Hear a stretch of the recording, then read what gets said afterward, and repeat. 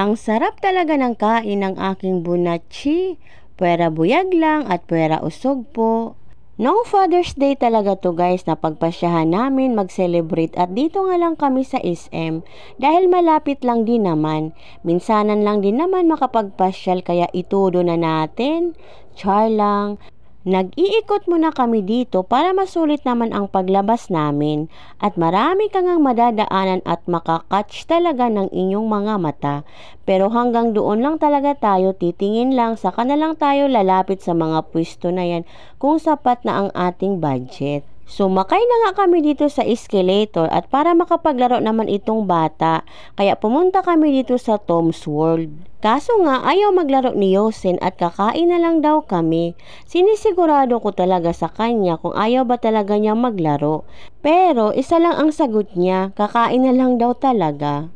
Kaya dinala na lang namin dito sa Mang Inasal at paggabi na rin naman, ito na lang din ang maging hapunan namin at para din na rin kami magluto pagdating. Nag-order na lang ako nitong chicken inasal at only rice na at ang drinks naman namin ay Coke. Tingnan nyo naman guys, pwera buyag ang bata. Gutom pala talaga siya kaya ayaw niyang maglaro at gusto niya na lang talaga kumain.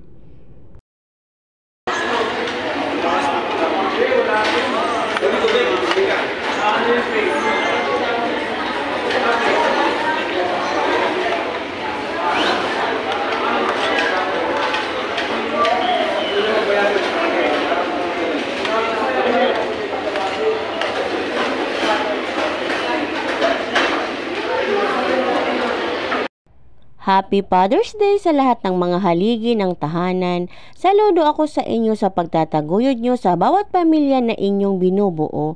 Nakaka-proud kayong lahat. God bless. Kain tayo guys. Ini-enjoy ko rin tong pagkain ko at ang sarap ng sabaw ng Mang Inasal. Maasim-asim na at mainit-init pa.